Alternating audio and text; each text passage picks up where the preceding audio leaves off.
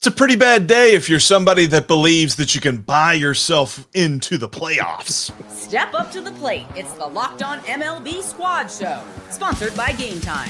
From the Dodgers to the Astros, the Mets to the Rangers, and everyone else in the league, with the experts of the Locked On Podcast Network bringing you the most comprehensive breakdown of all the action around the horn.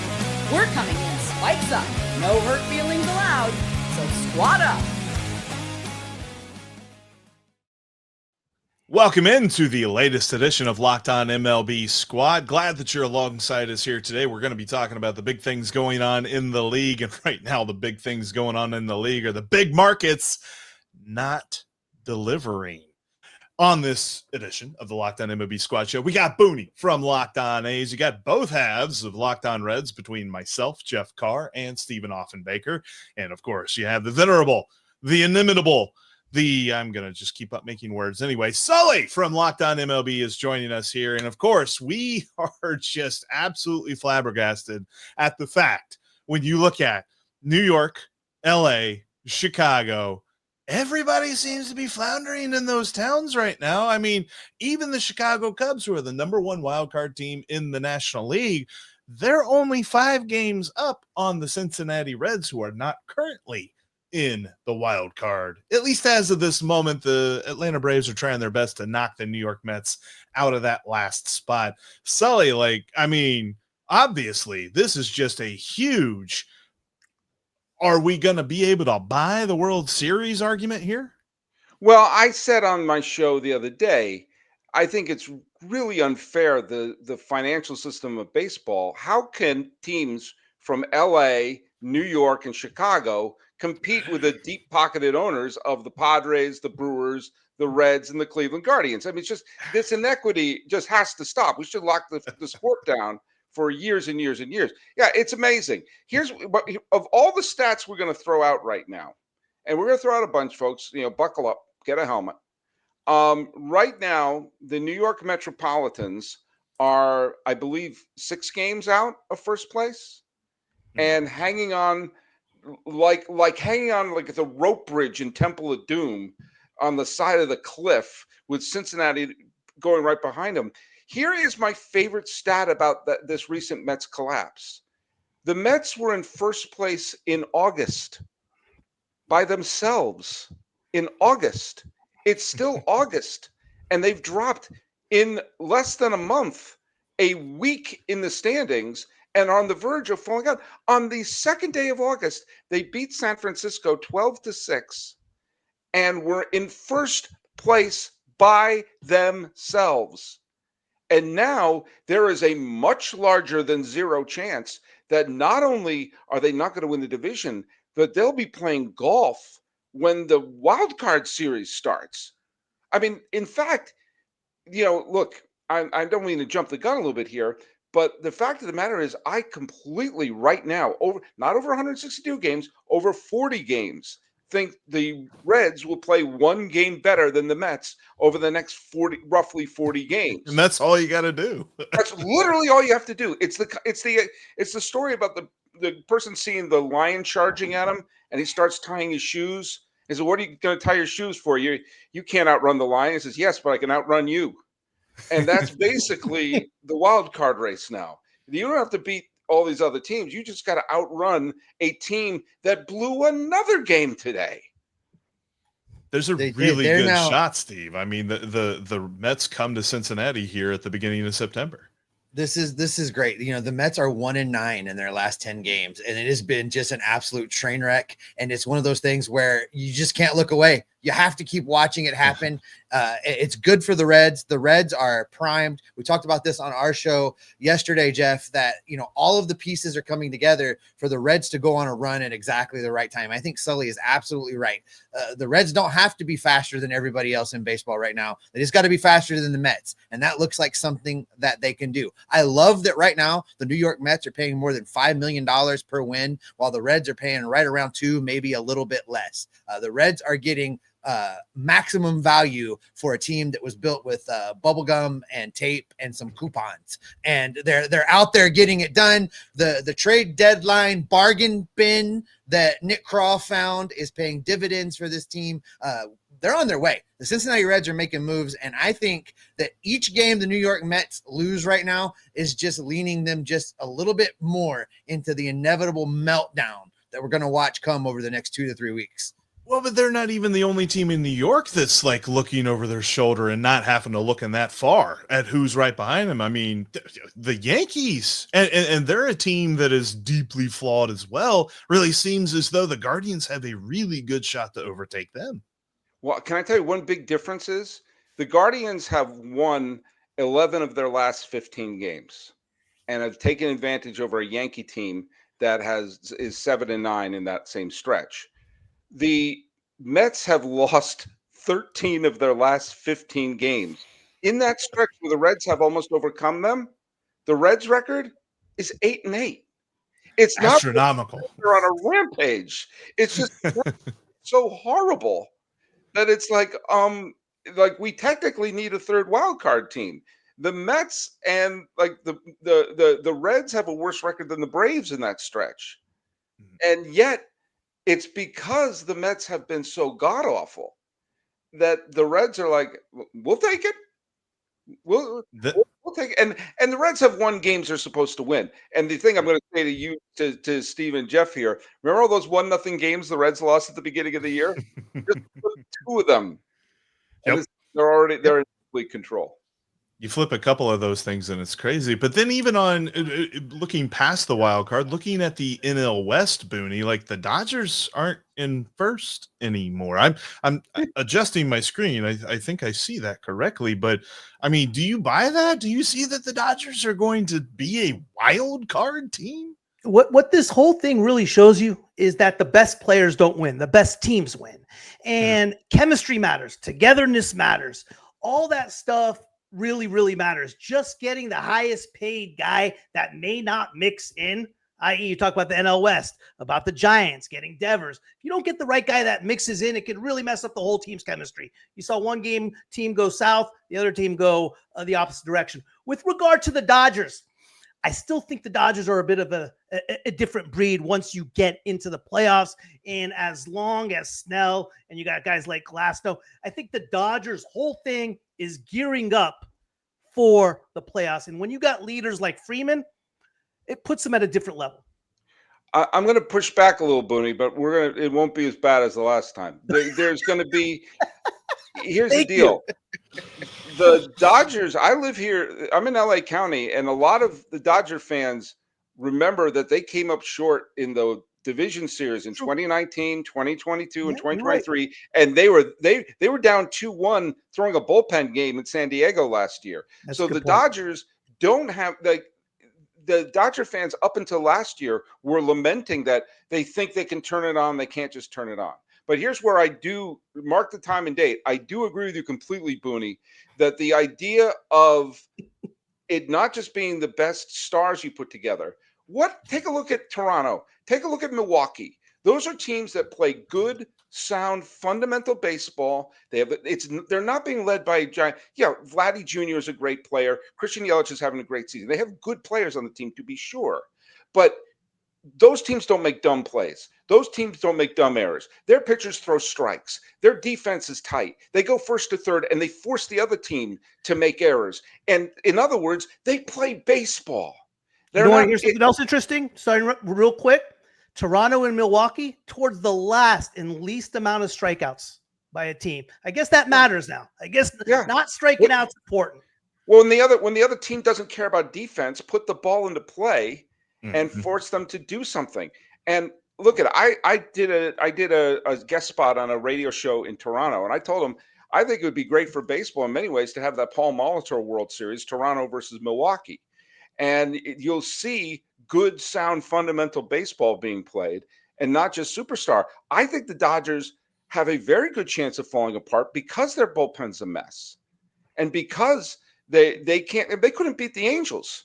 And if you're saying, well, if we're going to rely on the health of Tyler Glasnow and Blake Snell, who were both in full body casts earlier this year.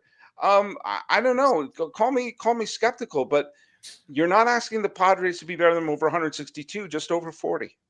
I And you know what that else I've I marked love? it down. You know what Yeah. else I love, Jeff, about this, the way that the spending has broken down. We're talking the demise of the big markets, right? You know, the Padres did everything they could do to try and spend and hang with these Dodgers and bring in the talent to compete in the National League West. The Dodgers did this thing by mortgaging a decade's worth of their future. They deferred $500 billion in payroll into the next decade, banking on the fact that they were going to run the table and get all of the deals and make all of the postseason money and line up 15 World Series trophies in their trophy case.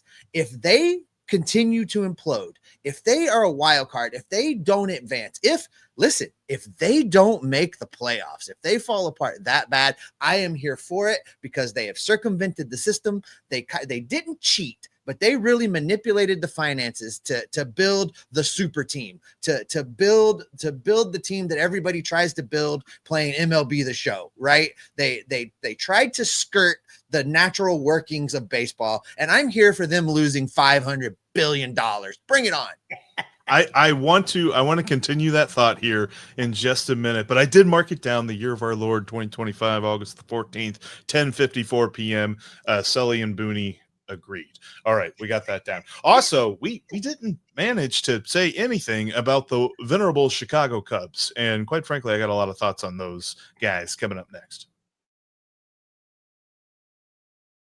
Time to fuel up and turn it up with 5-Hour Energy Transfusion. It brings the bold grape, ginger, lime flavor of your favorite golf drink, minus the alcohol, of course, into a quick, energizing shot. Whether you're sinking birdies or just making memories with friends, this one's a hole-in-one for your energy game. Let's be honest, some days on the course or off it, you just need that extra boost to stay sharp and energized. In fact, it even works off the course, because quite frankly, driving back from the Speedway Classic, that took a while getting out of Bristol. 5-Hour Energy Transfusion kept me up and going for the drive. If you go to 5hourenergy.com today, that's the number 5hourenergy.com, you can use my promo code LOCKEDONGOLF to receive 20% off your order. This offer is only valid until September 30th on one order and cannot be used with other promotions. The code is not good on subscription orders. Whether you're meeting up with friends or trying to turn 18 holes into 36, get the energizing boost you need to power through. Order transfusion flavored 5-Hour Energy shots today. Whether you're an A's fan, a Reds fan, a Yankees fan, Mets fan, Dodgers fan, Padres fan, we got a show for you here on Locked On MLB. And of course, covering the league every single day, you got Sully, and you have Locked On MLB Game Night, watching every game every night. Make sure you make Locked On MLB part of your everyday routine. All right, before we jump into the Chicago of it all, let's look back on that comment that you made there, Steve, about the interesting nature with which they have manipulated their payroll there in Los Angeles, because I think you're right. I think that they're looking at a very interesting phase here of, not only is this not going, if it doesn't work this season, it doesn't just not work this season. Like, how much does this hurt them for the future? And then, of course, everybody, including the commissioner, is using the Dodgers as some sort of template to change the economic structure of the game. Yeah, they could very quickly look around the room and find that, there's a whole bunch of people about to pull the rug right out from under them, between the way they have structured their deals, the amount of money that they've deferred, Major League Baseball seeking to completely reinvent the way that it handles finances and player payroll and all of the things. There is a storm looming for the Los Angeles Dodgers. And if they don't continue to win, because when they deferred all this money, when they deferred, I said $500 million, $500 million, that's just Shohei's money. I lost track of how many contracts they deferred and for how long, but that's just Shohei's money that they deferred into the next decade. So you look at that, and then suddenly they find themselves having to play with a salary cap and other things after this collective bargaining. When they did those deferrals, that someone sat down with a calculator and was like, okay, we'll make this much money in playoff revenue. We'll make this much money off of the extra merch for winning the World Series. We're going to win the World Series, and we're going to do this, and we're going to do that. And they counted all of that money. And, you know, you have a crap season this year and you don't get that money, and it dominoes and you don't win the next 3 like you in your mind thought you were gonna, all of a sudden they're looking for some cash infusion in Los Angeles. And, you know, I thought it was irresponsible the way they structured this whole thing. And you know this, Jeff, I complained about it a lot while it was happening. There are no safeguards here. There are no training wheels. And they knew when they did this that the financial landscape of baseball was going to change after the 2026 season. So there's a lot of storm clouds for the Dodgers right now if they don't win. Pretty sure they deferred a couple of Dodger dog vendors in there as well, along with Shohei Ohtani. But Sully, does this move the needle for you? Like, looking at how the Dodgers have manipulated all of this, and is this something you think that will come back to bite them, or is it just one of those things that we're just going to be like, write it off? Well, I absolutely think they were going to try to be the first team since the Big Red Machine to be the first National League team to win back-to-back. You don't have the offseason that they had, which was pretty aggressive coming off of a World Series win, and just think you're going to ease the car into port. You know, I've been saying that I'm so disgusted by the idea of a potential lockout or work stoppage because this is not an issue of players versus owners. It's not. There's no valid argument that says this is players versus owners. This is 28 teams against the Mets and the Dodgers. That's what it is. 2 teams have decided to ignore the luxury tax. Not the Yankees. The Yankees talk about it like crazy. Not the Cubs. Not the Red Sox. They gifted Rafael Devers for a crazy crab cake and some waffle fries with the garlic on it. And I heard there was a boudin loaf in there as well. Yes, yeah, well, really, yeah, and they tried to negotiate a clam chowder and a sourdough, but there was a sourdough to be named later. But the fact of the matter is luxury tax either. None of the teams, all the other teams are adhering to the luxury tax, which is a gigantic win for the owners. Several collective bargaining agreements, and 2 teams are ignoring it, saying we don't care, we'll pay whatever it is. And the other teams are, oh, that's not fair to us. Well, they're paying into the luxury tax. Now they're doing all sorts of shenanigans to manipulate it. But that's why the idea of a work stoppage, who are you negotiating with? You're going to negotiate with the players?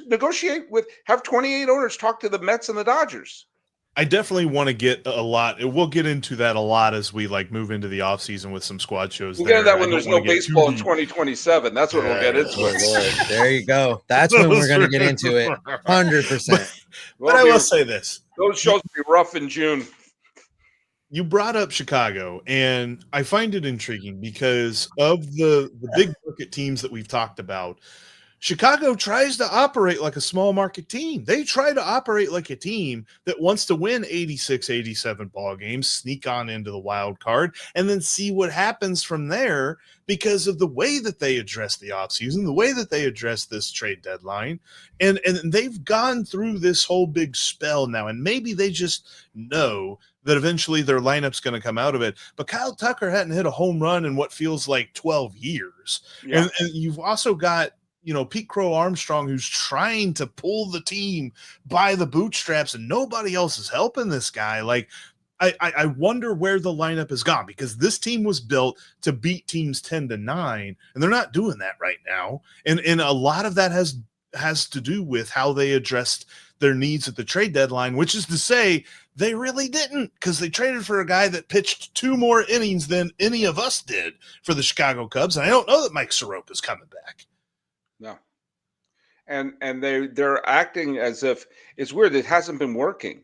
Like the Brewers, lest we forget, won the division last year. Lest we forget, the Brewers won the division the year before that. And we're a wild card team. Like the Brewers have been in the playoffs a hell of a lot more recently than the Cubs.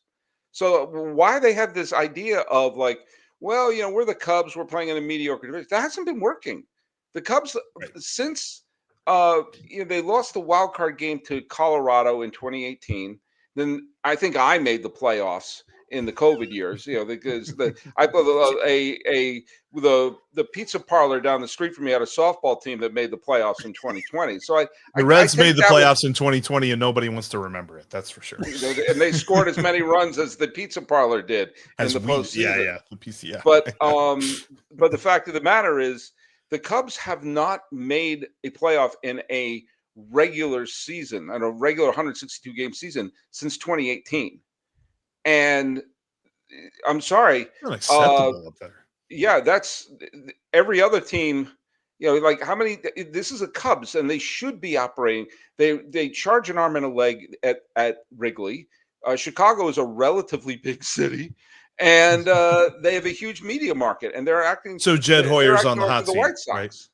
Jed Hoyer's on Was- the hot seat, right? Should be. He should. I think he just got a Absolutely should be. contract extension. Oh, of That's course the he other did. thing.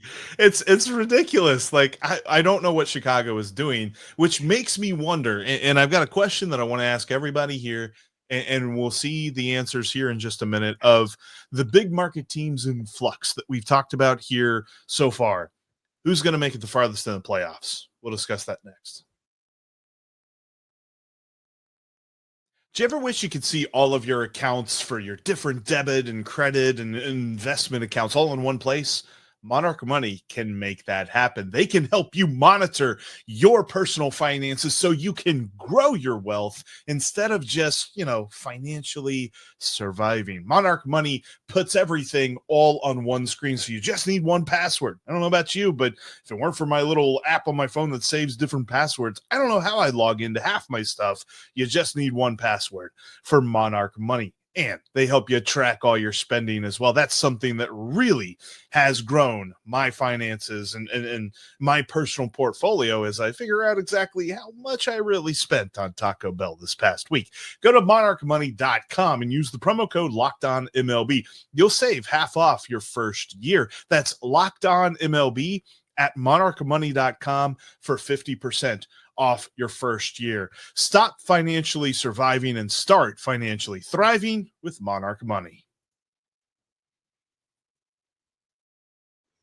If you can't watch your favorite Locked On MLB podcast on YouTube, you can always listen to us on your favorite podcast app. We're on every single one of them out there. And make sure you check out Locked On MLB every single day with Sully, with Locked On MLB Game Night. They got the entire league covered from every single angle.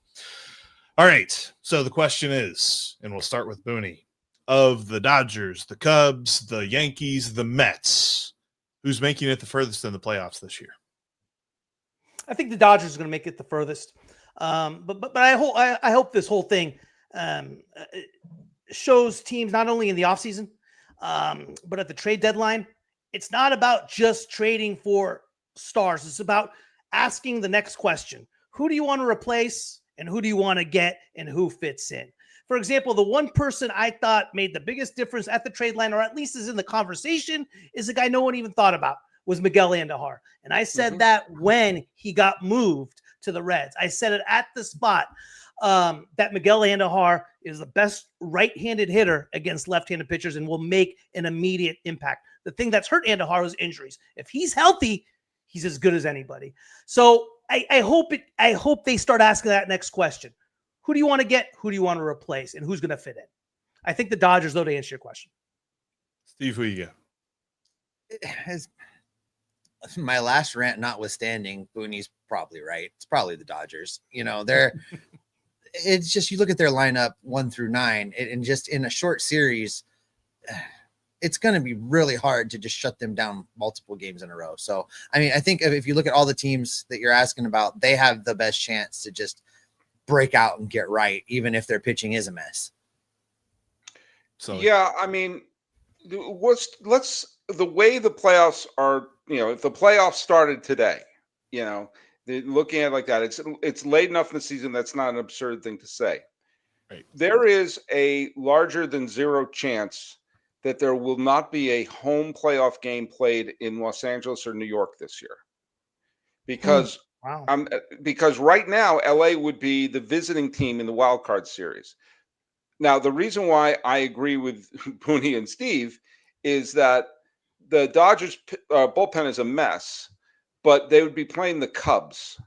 And they're more a mess. Yeah. So it's less about me having tons of confidence in the Dodgers and more of me thinking the Cubs are a paper lion right now. Like if you put the Otanis and Mookie Betts and Teoscar Hernandez and Freddie Freeman and all of them facing the Cubs and expect Kyle Tucker to go on a rampage, No, that's not going to happen. So I do think Los Angeles is going to make the playoffs. I don't think they're going to drop 5 more games in the standings. I think they're going to make the playoffs. And if they are matched, if they're the division champ, they would be playing the Mets or the Reds. And I would have to lean in on the Dodgers for that. So yeah, I think the Dodgers are the obvious answer. I think there's an excellent chance that neither the Mets nor the Yankees make the playoffs, because look, you guys have Francona right now. Francona used to be the manager of my beloved Boston Red Sox, and I remember the 2011 collapse. I remember the reason why the 2011 collapse was so just sustained over the final about month and a half of the season was that their starting pitching wouldn't give them more than 4 innings. So their bullpen was gassed and their starting lineup was pressing. And it absolutely snowballed that by the end, the bullpen was absolutely exhausted. The Mets can't have any of their starters go beyond the 4th.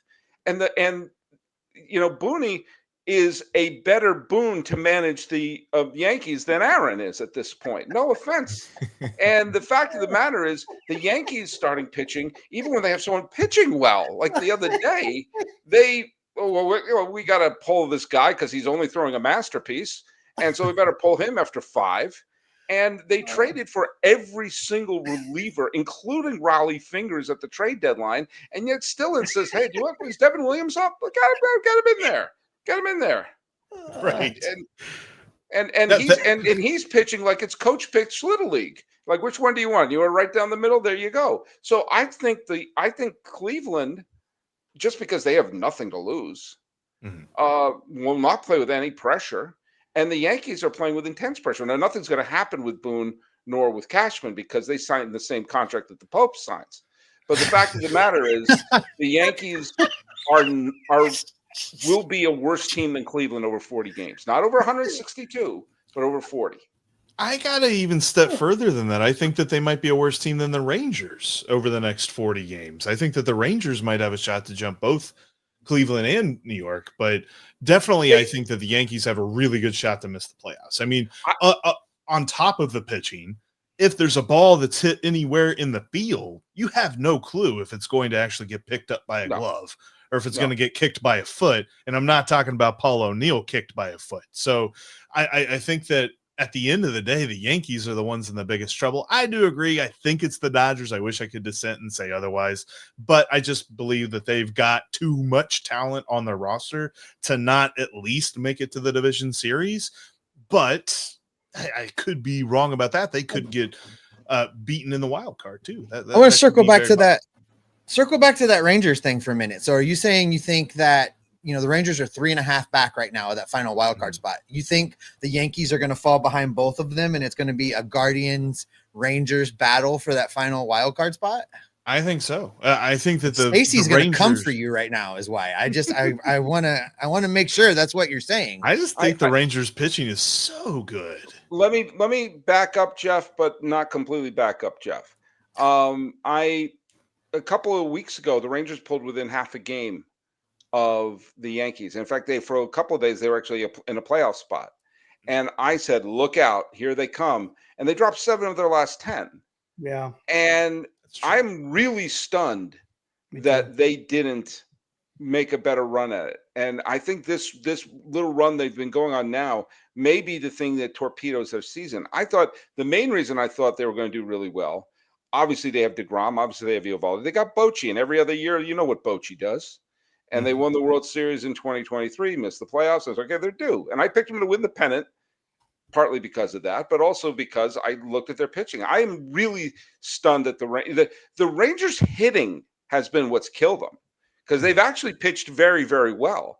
But I've been thinking about all the Ranger teams I grew up watching that had amazing offense, whether it was Ruben Sierra or Rafael Palmeiro or Juan Gonzalez. All those amazing teams were just loaded with sluggers, and they couldn't pitch because they were playing outdoors in Arlington. And it was like, there was sometimes it was 98 degrees Celsius in Texas, and they were trying to pitch.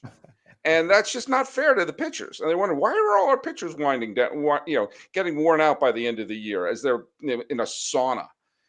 So I really am stunned that the Rangers didn't make a better move of it. But hey, good on the Guardians who said, should we sell Stephen Kwan or try to win the World Series? What should we do?